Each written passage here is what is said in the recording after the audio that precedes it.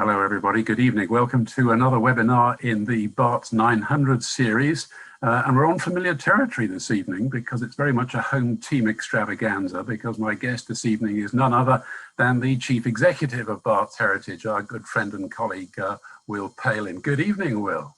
Good evening, Robert. Nice to see you.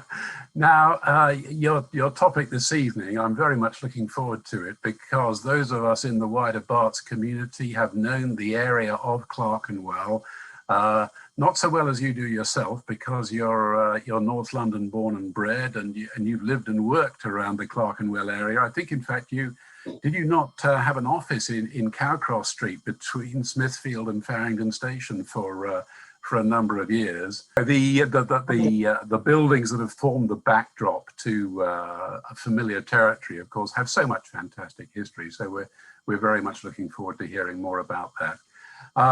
I should remind our viewers, of course, that standard territory, Will and I are going to have a chat for some 40 minutes or so. If you do want to ask any questions during the session, do please make use of the chat button, not the Q&A button. You'll find the chat button, the little speech bubble at the bottom of your screen, if you hobby your mouse over there. And we'll mop up some of those questions during the session, and then if there's any that are left unanswered, then we can have a bit of a more formal Q&A session right at the end of the evening. So, Will, now, of course, by profession, you're an architectural historian. So tell us a little bit more about that and its importance in what you're going to tell us during this virtual walking tour of the Clerkenwell area.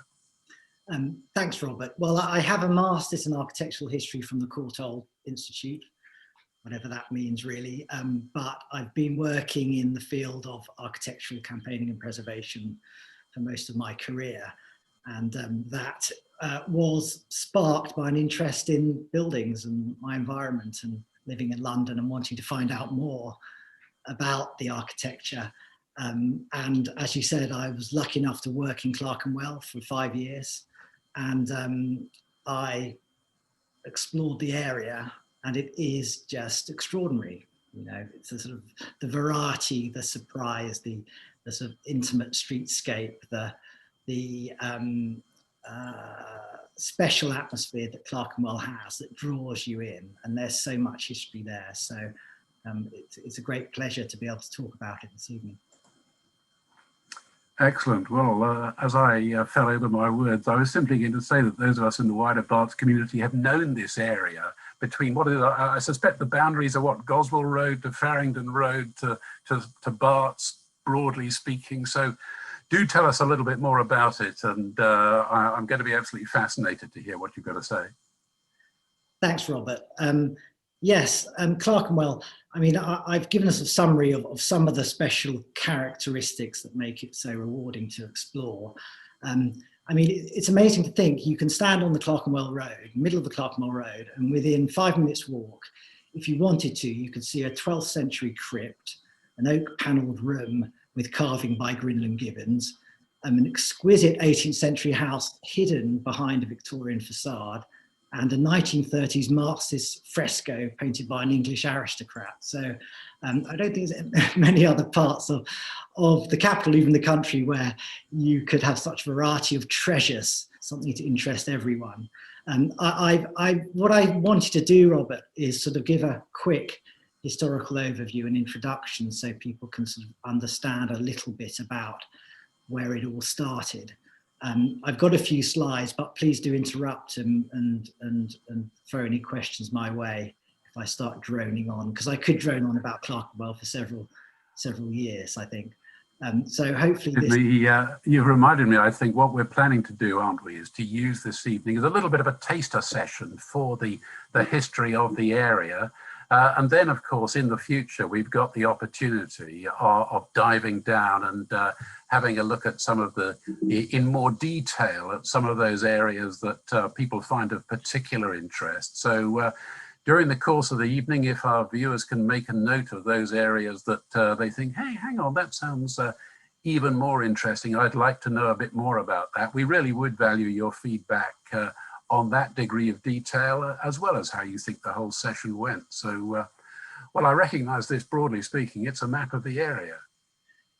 It is. Well, there's two maps of the area. The one on the left shows the precincts of those monastic foundations that form the kind of heart and the first sort of built history of the Clerkenwell area. And by Clerkenwell, we're talking here roughly about the boundaries in the north of New Road and Angel, to the west, of course, the River Fleet, now buried and diverted under the Farringdon Road, to the east side, Goswell Road or Aldersgate Street, and then, as you said, the south, we sort of hit the boundary of the City of London and St Bartholomew's Hospital and the former Priory site. So this is about an area of about, say, 350 acres.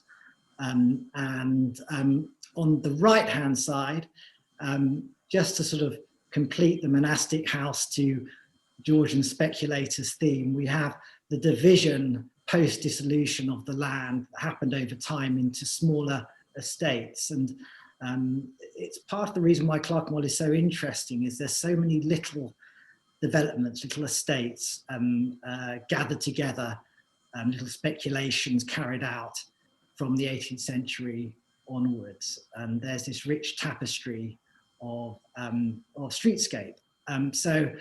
That's really an introduction.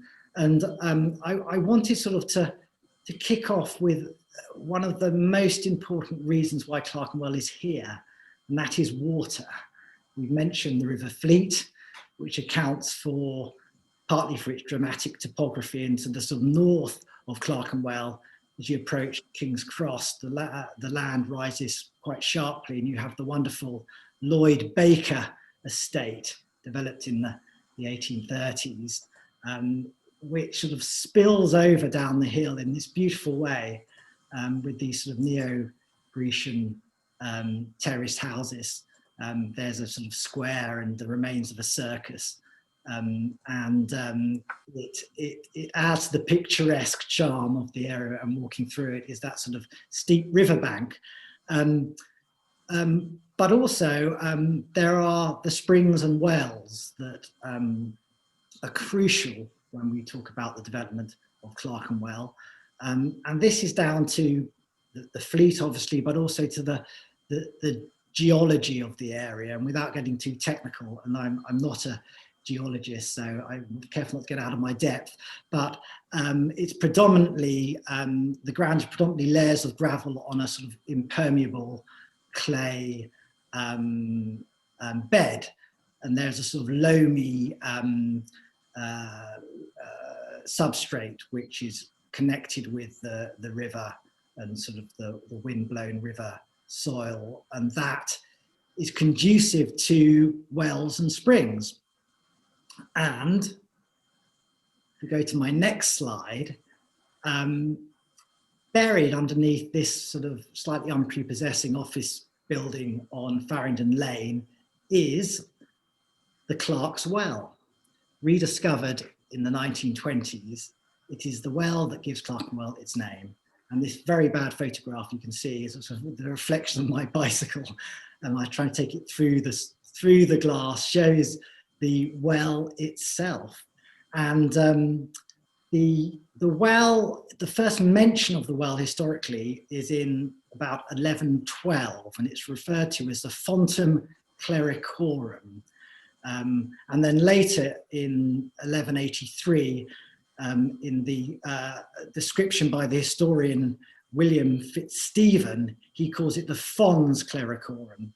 And he elaborates on this. He says that the well is a place of popular resort, visited by thicker throngs and greater multitudes of students from the schools and the young men of the city who go out on summer evenings to take the air. It's a rather lovely description. Presumably he was including medical students in that overall bracket? Yeah, we'll come to them in a moment, actually. I was going to say, before we move on, just remind us all, if you will, where Farringdon Lane is, because Farringdon Street and Farringdon Road, of course, we're very familiar with, but Farringdon Lane is less familiar. Yeah, Farringdon Lane is just to the east of Farringdon Road. So if you're sort of approaching Clerkenwell Green and you're rounding that corner into Clerkenwell Green from the west, you're passing down Farringdon Lane. So on the image on the left here, that little round dot indicates where the well is. Okay. I don't know if that helped at all helpful. And also just a reminder that wells and springs, long ancient association with sort of mystical qualities, healing. And the London historian Stowe, writing in the 16th century, talks about the well at Clerkenwell getting its name from the parish clerks in London, who of old time were accustomed there yearly to assemble and to play some large history or holy scripture. So we have an image on the screen now, which of course is from St Bartholomew's Hospital itself. It's Christ at the Pool of Bethesda, that great Hogarth painting on the grand staircase. And just a reminder that the theme of healing waters is something that permeates deep into the psyche of the hospital here. In fact, there was a spring under what's now the south wing of the hospital itself. And so they have a long and important sort of connection with well-being, congregation and leisure as well. And what's interesting is it's clear by the sort of 14th century that any sort of religious activity was being pushed out by other forms of activity. And we know that the prioress of St Mary's Nunnery, which I'll come to in a moment, was complaining in 1301 that crowds of Londoners were trampling down the nunnery hedges, fields and crops when they congregated for these gatherings around the well. And wrestling became a popular pastime too. That might be your medical students we were talking about, Robert. And this sort of introduced a theme of leisure and entertainment, which of course comes right down to the present time with Sadler's Wells, source of another well in the Clerkenwell area, which has continued as a place where people go for entertainment. And also, of course, the spring's important for certain industries, particularly brewing and distilling. So I have on this slide 3 great former institutions of that ilk in the Clerkenwell area. We have on the large image on the screen is Nicholson's Distillery on St John Street, which backs onto the Seckford estate, which we're going to see in a moment. It's a wonderful building, this. I mean, it's in 2 parts. The main block you can see here is the earlier part of the development, dating from the sort of mid 18th century, 19th century rather. And it's just one of those dramatic kind of poetic industrial buildings that Clerkenwell has so many of. And I really enjoy cycling down this stretch of St John's Street. It really is, it's full of excitement and interest. And on the right-hand side, the black and white photograph is an image of Booth's Distillery, which was on Turnmill Street. And that was quite interesting because it was an early sort of conservation case. The developer who wanted to build something on this site was forced to re-erect that elevation on what's now Britain Street. You can see that extraordinary elevation from the former brewery, sort of, re-erected, but completely the wrong place. And then at the bottom, we have Cannon's Brewery, another major former industrial complex on St John Street. This is on the east side. And of course, none of those industries could have grown up without the abundance of fresh water from springs in the area. So, Will, was it simply the availability of that fresh water that drove the gin industry in this area?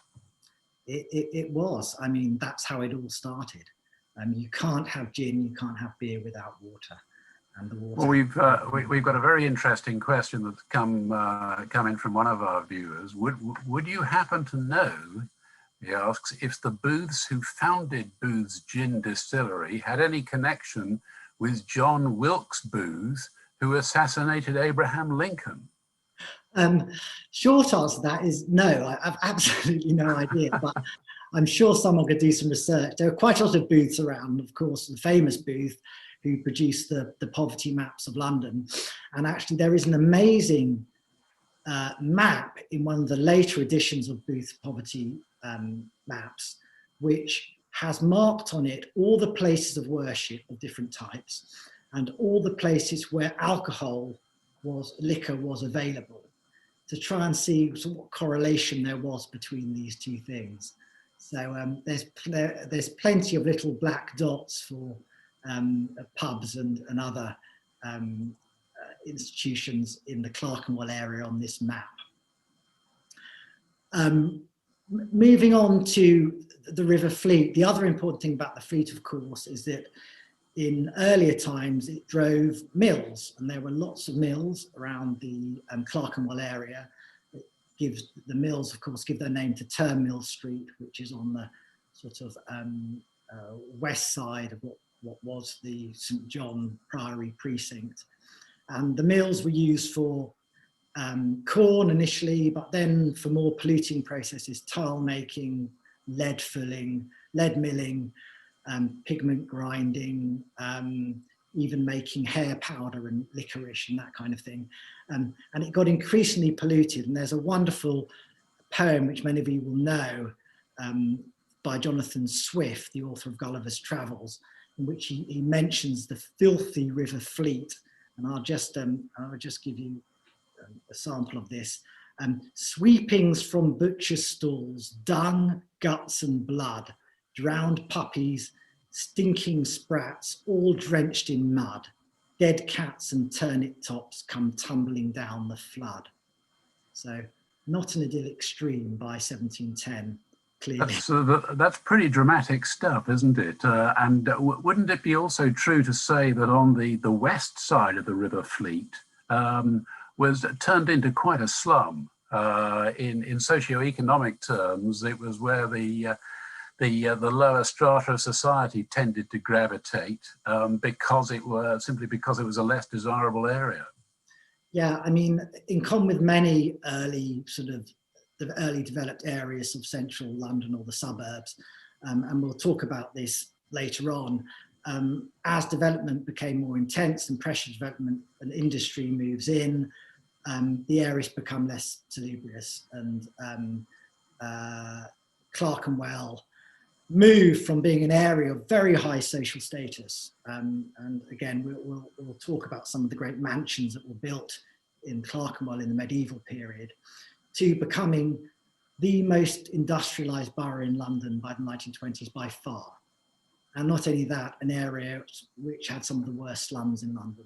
So all those things, the industrialisation, the pressure on development, the increase in population, all contribute to those conditions, and also are an important ingredient into why Clerkenwell became known for its radical associations, and we'll come to that later on. Just a geography question again, if I may, because my old friend Tom Dane has popped up to say, where in present day terms would the Fleet Bridge now lie? It's a good question, because obviously there were several bridges over the Fleet. So I don't know. I'd imagine that it'd be further south towards the city. Someone, I'm sure, watching this will be able to tell me exactly where that is.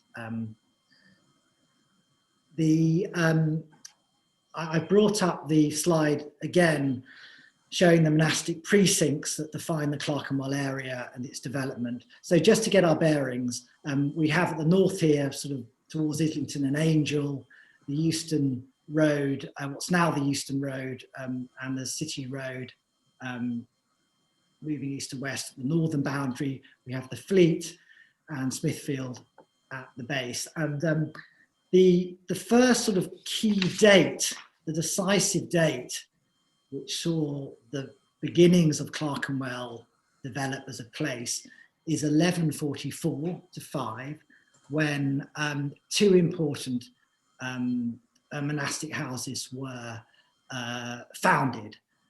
St Mary, the convent of St Mary, which is this area here, which is now centred around what is presently St James's Church, Clerkenwell, and the Hospitalis Priory of St John of Jerusalem, which is the area here, which occupies about 10 to 15 acres to the south of what is now the Clerkenwell Road.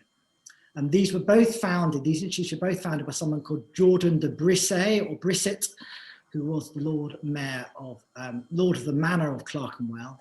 We don't know that much about him. He has sort of Breton origins. He had a lot of land in Essex. And these two institutions were founded pretty much at the same time. St John's sort of came just before, and St Mary's afterwards. And St Mary's precinct was about 10 acres, but more sort of land was accrued over time.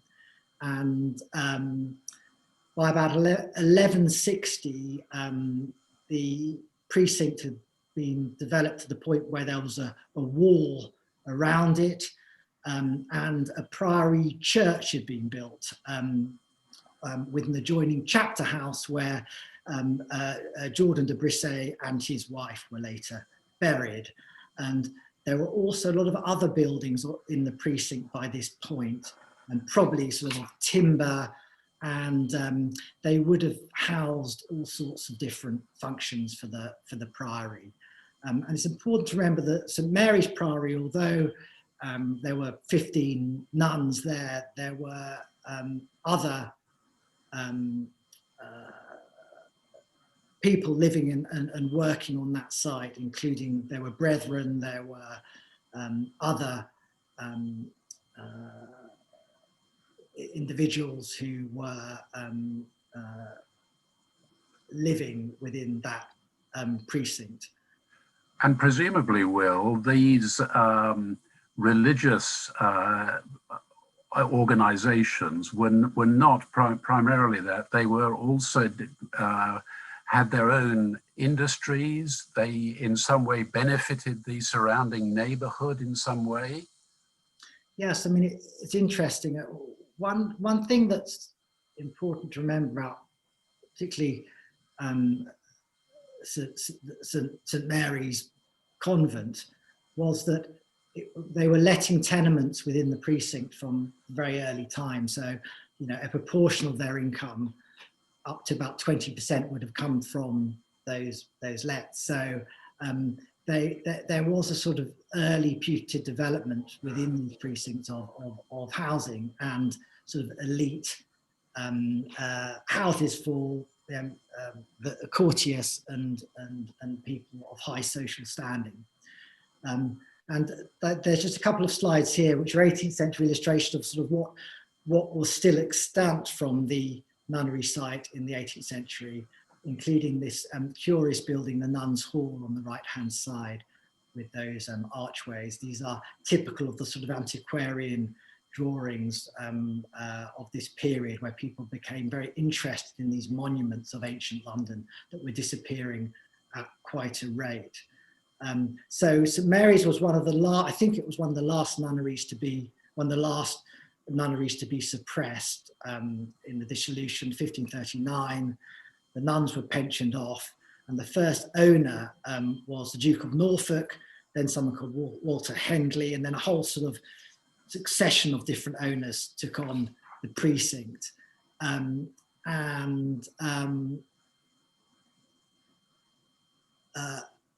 What happened was that several important private mansions were built within the precinct itself.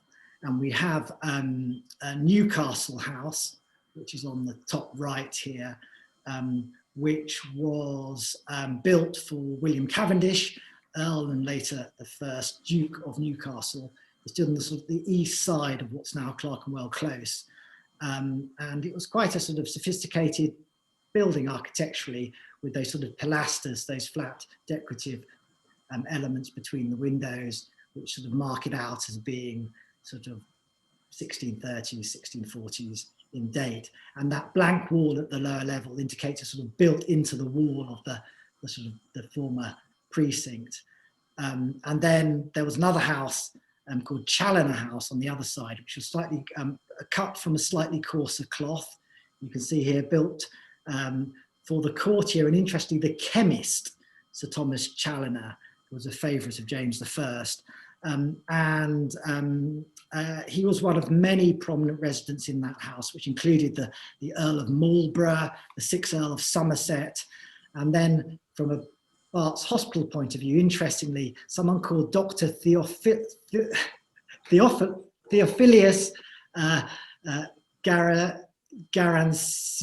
Garancières, sorry, I'm completely tongue-tied today. He was a French physician, an author and first translator into English of Nostradamus, and then a Dr. Everard Mannering, who was a doctor of physic and hermetic philosophy in the 1660s and 60s. And what, pray, is hermetic philosophy? I was hoping that someone could help me with that. I think this was a time when philosophy and science and medicine were all much more intertwined. So I think that's sort of where we're going with that. Already by this point, in the sort of later 17th century, Clerkenwell Close was beginning to lose its special status. A prison had been built to the north, which didn't help. And it was just getting built up. It was getting more developed. So a lot of the garden areas, the long, large, luxurious garden plots were being built on. And by the beginning of the 18th century, the population in Clerkenwell was really beginning to explode.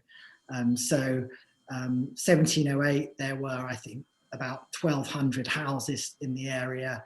And by 1735, just sort of 27 years later, there were nearly 2,000 houses. So this was this meant that more land was being built on and the area was becoming less attractive. And I think the last sort of aristocratic resident of the of Clerkenwell Close was the mad Duchess of Albemarle, who lived in Newcastle House until her death in 1734. The legend is she refused to marry any but a crown prince. So Ralph, the Earl of Montague, who eventually won her hand, is said to have done it by masquerading as the Emperor of China. I don't know if any of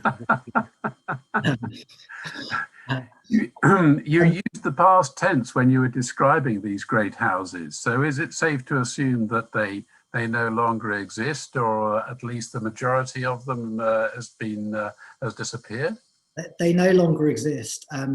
It follows the usual pattern that the dissolution, the land becomes, the buildings get reused, turned into mansions, and then those in turn give way to more speculation and the sort of terraced houses that are more familiar and survive to this day, and we'll come on to that in a moment.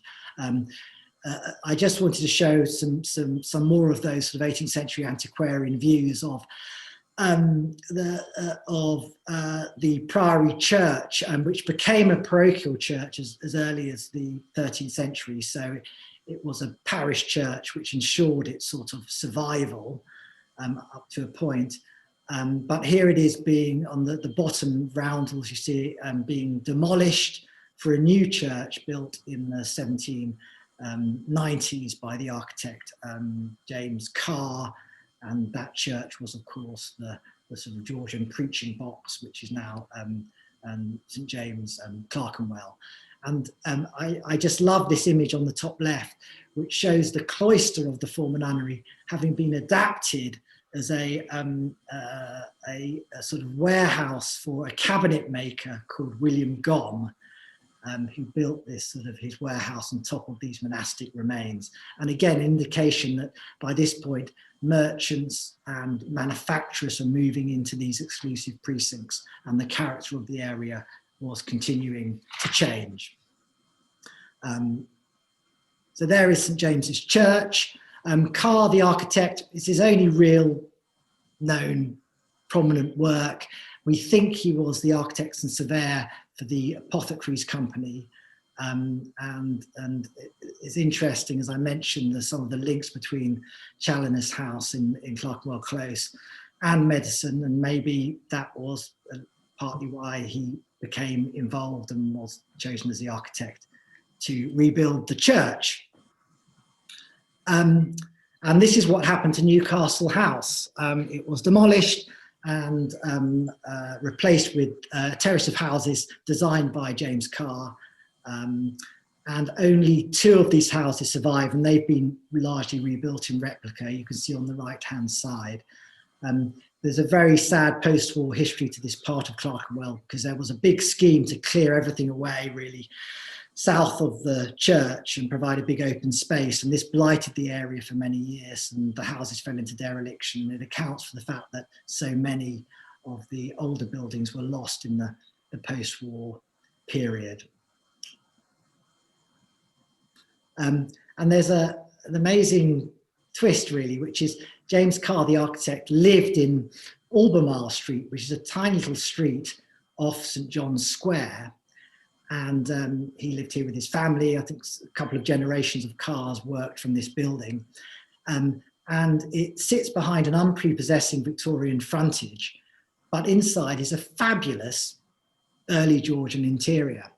And it's augmented and embellished by these amazing details, these sort of pediments that have been, there's an overmantel on the left here, which is the first floor of this building, which has sort of been cut down and stuck on.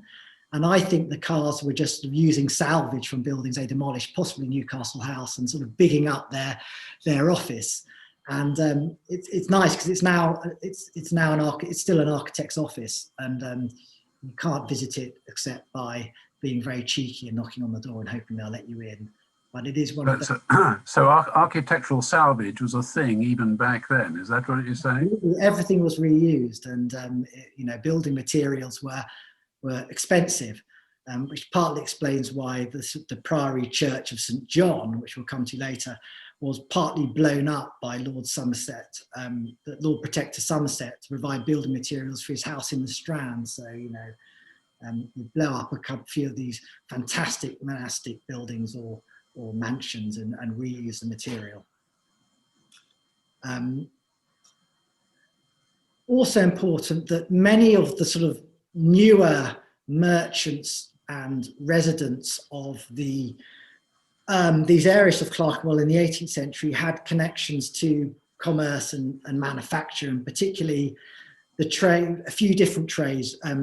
Clock and watchmaking was absolutely key in the 18th century, as was printing later, cabinet making, clothing production. But for a period, clockmaking was the thing in Clerkenwell. And you can see on the left-hand side this long-lost terrace of houses in the St. James's Close area. And they have those garrets, those sort of attics at the top, which are glazed completely to allow maximum light for this intricate watchmaking work to take place. And most of the clock watchmaking was done in small houses, and it was a classic example of division of labour. Bits were made and it was assembled by the clockmaker at the end. But there were some complete manufactories. On the right-hand side, this is a clock manufactory in Clerkenwell Close, run by someone called John Moore in the 19th century, and it shows this all the different elements of clock making working within one building. And the reason why clock and watchmaking became a thing in Clerkenwell was partly because it was sort of between the northern sort of suburbs of the city of London, where there was traditionally a lot of fine metal working and gilding, and then the jewellery quarter, which will sort of emerge where Hatton Garden is. And the innovation of using hard gemstones as the pivot points for watch mechanisms really revolutionised the making of watches. It's what we call jeweling. It wasn't sticking jewels all over watches, making them look bling. It was actually setting the mechanisms into those. We know that by 1797, about 7,000 out of a population of 21,000 were employed or dependent on the watch trade, which is a huge number. And they were turning out 70,000 timepieces annually for export and 50,000 for the home trade. The sort of bottom fell out of the business when, by the late 19th century, the Swiss were making watches much more cheaply, and as were the Americans, and gradually watchmaking, clockmaking declined. Charles Booth, who I mentioned, who produced the poverty maps, was very interested in watchmaking in Clerkenwell, and he wrote of, I quote, "The number of subdivisions in the trade is inconceivable. Each worker will be found in a separate house. And at Clerkenwell, where they congregate, almost every front door in certain streets has its brass plate stating the owner's special occupation. Here he carries on his profession by himself, working in a room with north light near the top of a house, or it may be in a lean-to shed at the back." So that gives you... You've actually answered a question I was going to put to you, because when you were talking about those light conditions on the top floor of those houses, I was actually going to say, now, did it matter which direction that light was coming from?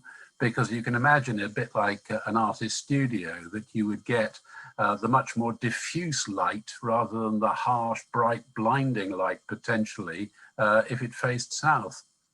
That's exactly right. It's the same principle. Northern light is gentler, consistent, and helps with those sort of small processes.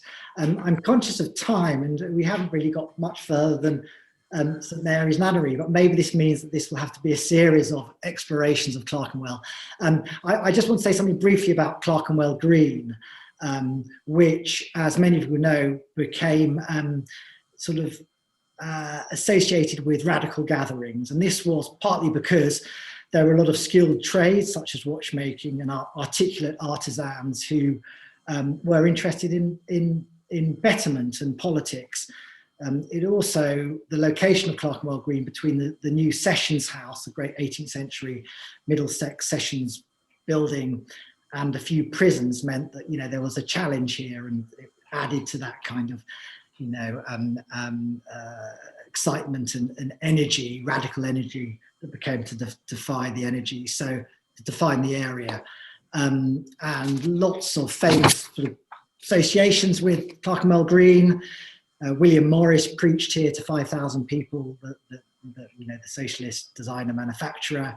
And in it, in this little building, which is a former Welsh school, was reinvented as the Marx Memorial Library.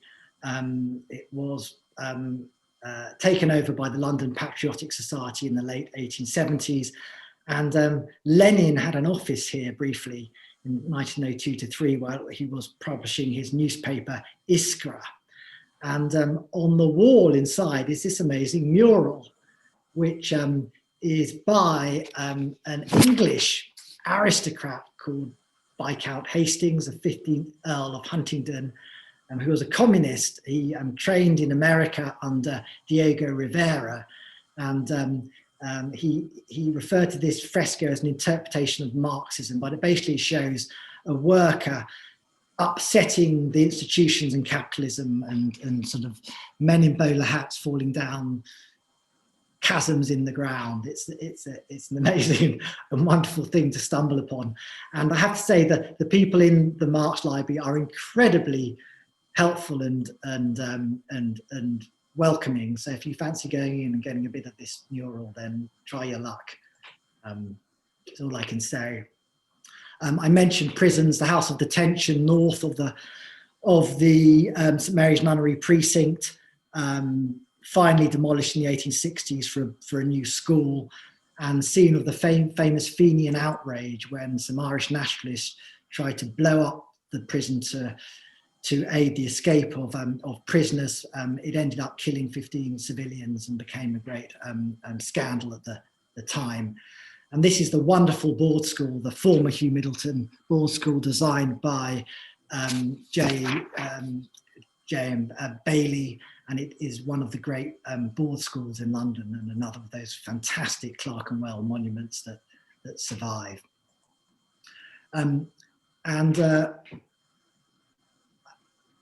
Perhaps just very quickly, I've talked about speculators and Georgian developers. Just some couple of quick examples of housing development from the 18th century onwards in the area. And there's a lovely little development in the Seckford estate owned by the Seckford charity, which is to the east of St James's Church before you get to St John Street. A little sort of series of cruciform streets set out by the estate surveyor, C.R. Cockerell, who was a great architect in his own right. And they're modest houses, but it's an absolutely wonderful little area to explore, with little buildings such as the Woodbridge Chapel and the former Finsbury Savings Bank. You just stumble across this as you walk off St John Street, and it has an enormous amount of charm. And then the St John Priory Precinct, the Priory founded at the same time as St Mary's Convent. Again, sort of similar, it was much wealthier, much more powerful institution, but similarly big mansions congregating in the inner precinct, and other development in the outer precinct. There were this gatehouse is the one that survives, dating from 1504. Is that the only part that survives out of that vast array of buildings? And the 12th century crypt below the former church, badly bombed, rebuilt by Seeley and Paget after the war. And remarkably, that the restaurant, which I think is called the Modern Pantry, sits above some Tudor vaults from a previous mansion. I've never been in them, but take my word for it, they exist. And then perhaps to finish off with, we have an example of sort of early Georgian development, obviously post-fire of London, huge sort of surge in building activity, lots of crafty developers and speculators hovering around, just like today. One of them was called Simon Mitchell. He developed a lot of areas in Spitalfields with his partner, Robert Wood. He was a lawyer. He was much despised by the parishioners. I think he was probably a real crook. But anyway, he developed St John's Square. After the dissolution, he rebuilt the church, and he developed Britain Street, which has some of the sort of few remaining early Georgian houses in the Clerkenwell area, and is the site of the Jerusalem Tavern, one of the great pubs in Clerkenwell. Much later on, Janet Street, Porter's House by Piers Gough on the corner of Britain Street. And on the right, one of these many little alleyways, these remarkable little sort of cut-throughs that are a legacy of the monastic plan and the outer precinct of the Priory. And then as you go down St John Street to Smithfield Market, these little courtyards, which are the former coaching inns, that are very, very ancient in origin, because St John Street was developed as early as the 12th or 13th century, and these were inns where you would stop as you approach the cattle market, which again was established as early as the 12th century. Now, Robert, I'm conscious of time. I've gone on for 46 minutes, and we've just about reached Charterhouse Square. I mean, there are brilliant museums both at St John Priory and at Charterhouse where you can learn all about the history of those two institutions. So perhaps sort of the focus on the nunnery site was the logical thing to do for this sort of first exploration. Please don't worry, Will. The feedback has been coming in thick and fast, and there is absolutely no doubt that people are looking forward to parts 2, 3, or even 4 at some stage. So thank you so much for that whistle-stop tour. It really was a gallop around the district, wasn't it? Let's mop up a few questions. Now, a very pertinent one from Florence Sutton. She asks, where have you got these maps from, these very high-scale street maps of the buildings? I dare say that other people would quite like to look at those. It's a very good question. It gives me an excellent opportunity to talk about the Survey of London, which is a remarkable 2-volume topographical and historical survey, one of a great series of books covering London. The Clerkenwell volume is quite recent, I think published about 10 years ago. It is absolutely brilliant. And I owe most of my lecture to the Survey of London. So I advise you to go to your local library or get hold of some copies of that if you want to discover. Okay. Now, David Pryor asks, we've heard particularly around the watch and clock makers and the decline of that industry, but as various other industries declined for whatever reason, what trades did those skilled workers then move into? Well, it's interesting. It's an interesting point. I mean, in Clerkenwell, they developed from some of those trades, some very specialist skilled trades. And in the 20th century in Clerkenwell, you had electroplating, the making of cathode ray tubes, a lot of these specialist manufacturing processes, which owed something to some of those things that we talked about before. Some of those workers would have moved elsewhere. Obviously, as travel became more possible to commute to areas, all these people wanted to get out. Really, it was overcrowded. So, you know, there were a legacy of some of these processes and trades that reached to the 1970s, and very enlightened. Islington Council really fought in the 70s, 80s to try and keep some manufacturing in Clerkenwell, and their planning policies were very strict, and they made sure that they did everything they could to keep some of those trades there. And the trades there have morphed and developed into architects, designers, all those things perhaps associated with printing. And there was, until the 1970s, in one of those Georgian houses in Britain Street, I think I'm right in saying, someone that actually made coat hangers. So he forged coach hangers in one of those rooms, molten metal making. So it gives you an idea of sort of the variety of stuff that was going on. It certainly does, doesn't it? Now, lots of people have been asking when the recording of this webinar will be available to view. So it gives me the opportunity to say we have our own Barts Heritage YouTube channel. And after a little bit of judicious editing, we upload all the recordings onto that channel, and you will all be getting an email in a couple of days' time pointing you to the link where you can see this recording, which will be obviously particularly informative if for whatever reason you missed the top of the program. Also in that e-shot that we'll be sending out to everybody will be news of View Day. Now, View Day is going to be held on May the 12th. Traditionally, it's the second Wednesday in May.